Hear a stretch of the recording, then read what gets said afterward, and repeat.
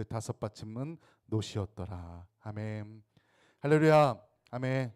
오늘도 하나님께서 우리와 함께 하시며 은혜를 부어주시고 축복해 주십니다. 아멘. 오늘 말씀은 26장의 말씀과 비슷합니다. 26장에도 보면 하나님께서 이 회막에 대해서 세세하게 명령하고 있습니다. 근데 지금 상황은 그때하고 좀 다릅니다. 이스라엘 백성들이 하나님 앞에 범죄했습니다. 하나님께서 진노하셨고 멸하겠다 하셨는데 모세의 중재를 통해서, 모세의 기도를 통해 그 깨어짐이 회복됐습니다. 하나님께서 다시 은혜를 베풀어 주셔가지고 이제 다시 회막을 짓고 있는 장면이 오늘 말씀입니다. 그러니까 26장과 비슷해 보이지만 다른 것은 26장은 하나님께서 명령하고 있는 말씀이고 오늘 말씀은 그 명령에 100% 순종해서 정말 실제로 짓고 있는 상황을 설명하는 내용입니다. 이 회막은 10폭의 휘장으로 만들어져 있습니다. 그리고 이 10폭 휘장은 길이가 약 12.6m, 너비가 약 1.8m입니다. 오늘 성경이 규빗이라고 설명하고 있습니다. 이 10폭 휘장은 5폭의 휘장 줄로 만들어져서 서로 연결하고 또 이 두 휘장은 50개의 금 고리로 연결됩니다. 이렇게 만든 휘장을 11폭의 염소털로 만들어진 휘장으로 덮습니다. 그래서 염소털 덮개는 5폭, 그리고 6폭의 2개의 휘장으로 만들어서 서로 연결되어 있습니다. 그리고 붉게 물들인 순양이 가죽으로 그 덮개를 한 번 더 덮고 마지막에 해달의 가죽으로 덮개를 만들어 그 위를 덮었습니다. 이렇게 회막의 덮개는 모두 4겹의 막으로 이루어져 있습니다. 혹시 요 앞에 말씀 설명할 때 기억이 나십니까? 그래서 겉에서 보기에는 되게 그 해달의 가죽이 거칠어서 볼품 없어 보이지만 안에 들어가면 안에는 그 실로 아주 예쁘게 수놓은 그 천막이 덮고 있다는 것을, 그림 한번 보여주겠습니까? 넘겨서. 네, 이거 보여줬었습니다. 그래서 설명을 자세하게 해드렸습니다. 그래서 이렇게 해달 가죽 이렇게 해가지고 안에는 10폭의 휘장 그 그룹들의 형상이 새겨져 있다고 설명을 드렸습니다. 내려주시고 한글 성경에서는 이 그룹이라는 단어를 사용하고 있는데 이 그룹이라는 단어는 천사를 가리키는 히브리어로 케르브의 복수형인 케루빔이라는 단어를 사용합니다. 그래서 이사야 6장에 보면 이 그룹을 묘사할 때 얼굴과 날개와 발을 가진 형상으로서 설명을 하고 있습니다. 다시 말하면 이 회막 안쪽에 가장 안쪽에 있는 덮개에는 천사의 형상이 새겨져 있었다는 것입니다. 그래서 이 그림들을 통해서 그 장소가 하나님의 임재하심이 있는 장소임을 알려줬다는 겁니다. 그래서 제사장이 이 회막 안에 들어가면은 그 새겨진 천사의 형상을 보면서 그 하늘의 하나님께서 임재하시는 그 영광을 온몸으로 느꼈다는 겁니다. 물론 이 회막이 거룩한 게 아닙니다. 그 장소가 거룩한 게 아니라 하나님께서 임재하셨기 때문에 그 장소가 거룩한 장소인 것입니다. 우리가 이것은 분명하게 알아야 합니다. 우리도 마찬가지입니다. 여기 동아파트 상가 2층에 우리가 교회를 세우고 위에 십자가도 달고 또 여기서 이렇게 예배 드리고 있지 않습니까? 이 자리를 우리가 성전이라고 부르면서 여기서 예배 드리기 때문에 이 자리가 거룩한 게 아니라 우리가 예배함으로 하나님께서 이 자리에 임재하시기 때문에 하나님의 임재 때문에 이 자리가 거룩하여지는 것입니다. 그래서 이 자리도 거룩한 자리입니다. 우리가 하나님의 임재를 갈망하며 예배 드리고 있기 때문에, 그리고 예배하면은 하나님께서 임재하시 하나님의 영을 부어주시고 우리와 함께 하시기 때문에 이 자리 또한 거룩한 자리가 되는 것입니다. 아멘. 이제 일하는 사람들은 하나님께서 지시하는 대로 회막 둘레에 세우는 조각목 널판을 만듭니다. 물론 이 널판은 은받침 위에 세워지고 이 널판 위에 휘장이 덮여서 회막이 이루어집니다. 널판의 길이가 4.5m 정도, 그리고 넓이가 약 68cm 정도입니다. 이 널판은 48개가 필요했습니다. 우리 대청 이렇게 우리 지난번에 사진 보여줬던 한 번 더 보여드리겠습니다. 요거는 이제 아까 그룹들 그 안에 수놓 왔다 이렇게 지금 예상해서 하는 거고, 그거 말고 하나 더 있어. 네, 요거 널판들을 이렇게 연결해서 벽을 세우는 겁니다. 이거 지금 널판들에 대해서 또 설명하고 있습니다. 다시 내려주시고, 이 널판은 조각목으로 만들어졌습니다. 그리고 금으로 덧입힙니다. 이 널판의 재료로 사용된 조각목은 이 당시에 쉽게 구할 수 있는 아카시아 나무의 일종이었습니다. 우리도 아카시아 나무 있는데 아카시아 나무는 빨리 자라지 않습니까? 근데 사실 다른 어떤 종류로 사용할 수 없고, 아카시아 나무는 대부분 땔감으로만 사용할 수 있다. 이렇게 질이 안 좋은 나무 중에 하나입니다. 그런데 하나님께서는 그런 조각목을 가져다가 이 널판으로 성막의 재료로서 사용하고 있다는 겁니다. 이 회막을 짓는데 이 당시에 명품 목재라고 말할 수 있는 어떤 백향목, 그런 나무를 가져다 쓴 게 아닙니다. 우리도 여기 지금 앉아 있는 의자도 나무로 되어 있고, 이 강대상도 나무로 만들지 않았습니까? 이 강대상 비쌉니다. 이거 누가 이제 헌물하신 거긴 한데, 이 나무로 만들어 손이 얼마나 많이 갑니까? 좋은 나무로 만듭니다.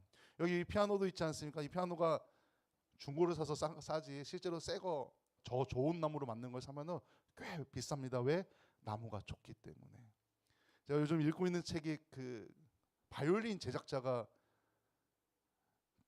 묵상에 쓴 글을 하는데, 거기에 보면은 바이올린을 만들 때 가문비 나무라는 하는데, 이 나무가 바이올린을 만들기에 질이 너무나 좋다고 합니다. 근데 그 나무가 엄청 비싸지 않겠습니까? 이 바이올린 제작자가 그 좋은 나무로 바이올린을 만들면은 몇 천만 원 혹은 억 단위로, 그리고 1년에 한두 개 아니면 서너 개 그렇게밖에 안 만들고 판단하는 그런 좋은 나무. 근데 그런 좋은 나무를 하나님께서 사용하신 게 아니라 이 조각목을 사용해서 이 거룩한 성막의 널판을 만드셨다는 겁니다. 우리는 때로는 교회 안에서 혹은 우리의 신앙으로 무엇을 할 때 최고, 제일 좋은 것, 최상, 이런 말들을 많이 합니다. 근데 실제로 하나님께서는 사람을 쓰실 때도, 물건을 쓸 때도 그렇게 쓰지 않는 것들을 많이 발견합니다. 성경을 읽다 보면은 하나님께서는 사람을 세울 때도 어떤 특별하고 특출나고 대단한 사람을 불러서, 재능이 뛰어난 사람들을 불러서 사람을 세우는 게 아닙니다. 하나님 나라는 그렇게 세우지 않습니다. 하나님은 그렇게 하지 않습니다. 성막을 지을 때도, 사람을 세울 때도 그렇게 하지 않으셨다는 것입니다. 교회 안에서도 마찬가지입니다. 우리가 복음을 전하는 일도 마찬가지입니다. 하나님께서는 평범하고 때로는 보잘것없어 보이지만 하나님을 따르고 하나님을 신뢰하고 하나님께 순종하는 사람들을 통하여서 하나님의 일을 하신다는 것입니다. 그래서 우리가 예배할 때 하나님의 임재하심이 여기에 있고, 하나님께서 우리를 부르셔서 사용하신다는 것입니다. 내가 얼마나 잘하느냐 못하느냐는 상관없이 우리가 얼마나 하나님을 신뢰하고 순종하느냐, 그것에 따라 하나님께서 우리를 부르시고 사용하신다는 것입니다. 우리가 가진 것, 우리가 할 수 있는 것은 상관이 없다는 것입니다. 하나님께서는 순종하는 우리를 부르셔서 우리를 거룩하게 하시고 하나님 나라 세우는 일에 우리를 사용하신다는 겁니다. 조각목 자체는 보잘것없지만 그 조각목을 금으로 덮음으로 특별한 재료가 되게 하신 겁니다. 우리는 보잘것없는 사람들이지만 예수 그리스도의 보혈의 피로 우리를 덮어서 예수님의 그 거룩함으로 우리를 덮으셔서 우리를 거룩하게 하고 우리를 특별한 사람으로 만들어서 우리를 사용하신다는 것입니다. 아멘. 우리는 평범합니다. 하지만 또한 특별합니다. 우리 자체는 평범하지만 예수님 때문에, 예수 그리스도의 보혈 때문에 우리는 특별하다는 것입니다. 그 특별한 사람이 바로 저희고 우리 성도님들입니다. 오늘 여기 함께 예배하는 모든 분들이 특별하다는 것입니다. 하나님은 부족하고 나약한 죄인들을 있는 모습 그대로 받아주십니다. 하지만 받아주는 걸로 끝나는 게 아닙니다. 다시 말씀드리지만 거기에 예수 그리스도의 이로 옷 입혀서 새 생명을 누리게 해주십니다. 그게 말씀의 비밀입니다. 하나님께서 이 땅 가운데 하나님의 일을 하시는 방법이고 비밀입니다. 최근 미국 켄터키주 윌머에 있는 에즈베리 대학교에서 일어난 부흥이 아주 큰 이슈입니다. 혹시 뭐 들어보신 적 있는지 모르겠지만 저도 뭐 기사로 이렇게 접해서 여러 기사를 좀 읽어보고 무슨 일인가. 좀 시골 마을 같은 데 있는 시골 대학교입니다. 2월 8일 얼마 안 됐습니다. 그러니까 지금 3월 달이니까 지난달에 한 달 정도 된 겁니다. 그 기독교 학교라 정기적으로 이제 매주 체프를 드리지 않습니까? 예배를 드리고 나서 20여 명의 학생들이 남아서 기도를 한 겁니다. 그냥 기도한 겁니다. 제가 저희 학교에 대해서도 몇 번 얘기했었는데 저희 학교도 이렇게 기도합니다. 체풀 시간에 기도하고, 보통은 신학대학에도 체풀이 일주일에 한 번밖에 없는데 저희 학교에는 일주일에 체풀도 세 번 있었고, 또 체풀이 끝나도 남아서 기도하는 사람들, 또 기숙사에 있는 사람들은 저녁에 나와서 또 체풀실에서 기도하고, 줄이 길면 옆에 강의실 가서 또 모여 기도하고, 동아실에 가서도 또 기도하고, 그냥 그렇게 기도한 겁니다. 근데 이 에즈베리 대학교에서 예배가 드리고 끝나고 남은 시간에 기도를 하는데 성령의 역사가 강하게 이 사람들한테 임한 겁니다. 근데 또 요즘은 또 인터넷이 얼마나 발달했습니까? 근데 이 스스로 자기들도 기도하다가 그 내 안에 역사하시는 하나님의 그 성령의 역사가 체험하기 시작하면서 또 젊은 학생들이다 보니까 그거를 SNS에 인터넷에 공유를 하기 시작한 겁니다. 근데 이게 소문이 아주 급격하게 퍼져나간 겁니다. 그러니까 이제 다른 지역에, 옆에 가까운 지역에 있던 사람들도 와서 함께 기도하고, 조금 더 멀리 있는 지역의 사람들도 와서 기도하고, 그러니까 수십 명, 처음에는 20명에서 기도했는데 다음 날에는 더 많이, 다음 날에는 더 많이, 수십 명, 수백 명, 수천 명, 한 6천 명밖에 안 사는 지역의 시골 마을에 수천 명, 수백 명이 막 모여서 계속 기도하기 시작한 겁니다. 근데 지금도 지금 한 달째 계속 그 지역의 사람들이 모여서 기도하고 있다는 겁니다. 그리고 우리나라에서도 이제 이게 외국까지 다 퍼지게 된 겁니다. 우리나라에서도 관심을 갖고 이제 관심 있는 사람들이 아예 비행기 타고 찾아간 겁니다. 여기 무슨 일이 있나. 가서 또 촬영해서 인터넷에 올리고 기사를 쓰고, 또 기자들도 그 기독교 관련 그 글을 쓰는 기자들도 찾아가서 기사를 쓴 겁니다. 이 한국까지 소식이 전해온 겁니다. 한 달 사이에. 그래서 지금도 수백 명, 수천 명이 모여서 기도를 하고 있고 하나님의 임재하심을 체험하고 하나님의 은혜를 누리고 있다는 겁니다. 그래서 이 사건에 대해서 여러 사람들이 여러 관점으로 바라보고 있고, 여러 관점으로 해석을 하고 있고, 또 여러 가지 관점으로 기사를 쓰고 있습니다. 그래서 직접 그 영상을 그냥 인터넷으로 본 사람도 있고 참여한 사람도 있지만, 또 대부분의 사람들은 그냥 기사로만 접하고 있습니다. 저도 마찬가지입니다. 그냥 기사로만 접한 사건입니다. 그래서 어떤 분들은 평양에 있었던 대부흥 운동처럼 지금 여기에 큰 부흥의 운동이 일어나고 있다 말하기도 합니다. 근데 저는 좀 다른 관점으로, 다른 모습으로 이 부흥의 역사 현장에 감동받는 기사의 글이 있었습니다. 뭐냐면 이 2월 8일 당일날, 아무 사건도 처음에 일어나지 않았던 그 당일날 예배를 드렸던 교수님인지 목사님인지 모르겠는데 체풀에 설교를 하셨던 분, 이분이 학생들을 모아놓고 체풀 시간에 설교를 하지 않았습니까? 근데 그 설교 후에, 예배 후에 남아서 기도하는 사람들 가운데 성령의 역사가 일어난 겁니다. 그래서 이제 기자들이 가서 인터뷰를 한 겁니다. 이 목사님에게 어떤 설교를 했냐, 무슨 일이 있었느냐. 근데 이 뭐라고 대답했냐 하면, 그 기사에 보면은 나는 평소와 똑같이 그냥 말씀을 전했을 뿐이다. 저는 이 대목에 아주 큰 감동을 받았습니다. 우리가 보통 사람들이 모이고 부흥의 역사가 일어나면은 튀어나오는 이름들이 꼭 한 명씩 있습니다. 예배를 인도했던 목사님들의 이름이 튀어나옵니다. 그리고 그 사람 중심으로 이루어지는 경우가 많습니다. 근데 이 부흥의 사건에 그게 없다는 겁니다. 그냥 모여서 기도하고 예배하고 말씀을 전하고, 그렇게 지금 계속 이어지고 있다는 겁니다. 그리고 또 하나는 뭐냐면은 그냥 평소처럼 예배 드리고 남아서 기도하는 학생들이 있었다는 겁니다. 그리고 그 남아서 기도하는 사람들을 통해서 성령의 역사가 일어났다는 것입니다. 물론 남아서 기도해도 이런 일이 안 일어날 수도 있습니다. 그럼에도 계속 기도했다는 겁니다. 여기 남아서 기도하는 학생들이 그날만 기도했던 게 아니었을 겁니다.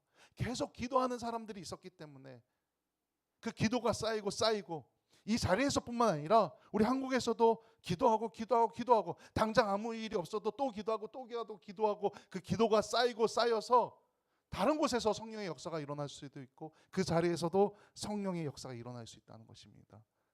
근데 제가 말하고 싶은 거는 이 성령의 역사가 왜 일어났나? 제가 보는 관점에서는 겸손한 사람들과 기도하는 사람들 때문에 하나님께서 역사하셨다. 아멘. 어떻게 보면 그날 설교한 그 목사님은 세계적인 부흥사가 될 수도 있었을지도 모릅니다. 세계적으로 이름을 드러낼 수 있을지도 모릅니다. 그런데 그게 아니라 나는 그저 평소처럼 했고 이 역사는 하나님께서 하신 거다 라는 고백이라는 겁니다. 겸손한 사람들과 기도하는 사람들, 아무것도 아는 그 시골 마을에 그 사람들을 통해서 하나님께서 역사하고 계시다는 것입니다. 하나님의 이름을 알리고 있다는 것입니다. 또 이게 저는 딱 여기만 보고 오늘 말씀을 준비하면서 검색을 해봤습니다. 이 지역은 어딘지, 이 학교는 무슨 학교인지. 근데 참 이게 감리교인으로서 자부심이 생기는 게 이 학교가 웨슬리안 신앙, 그러니까 바로 감리교 신앙으로 시작한 학교입니다. 1890년도에 존 웨슬리 휴즈라는 목사님께서 세우신 학교입니다. 그 제가 다니던 학교도 초교파 교단이 소속되어 있는 초교파 학교인데 저희 학교 같은 경우도 그 학교 슬로건이 신학은 칼비처럼 복음은 웨슬리처럼이라는 슬로건을 갖고 공부는 칼비처럼, 왜냐하면 거기 이제 장로교 교수님들이 좀 많은 편이어서 신학을 이렇게 공부하고 철저하게 나가서는 웨슬리처럼 적극적으로 우리가 선교하고 복음을 전하자. 사실 이 웨슬리안이라는 것은 그렇게 표현할 때 뭐냐면은 적극적인 그 복음의 신앙을 말합니다.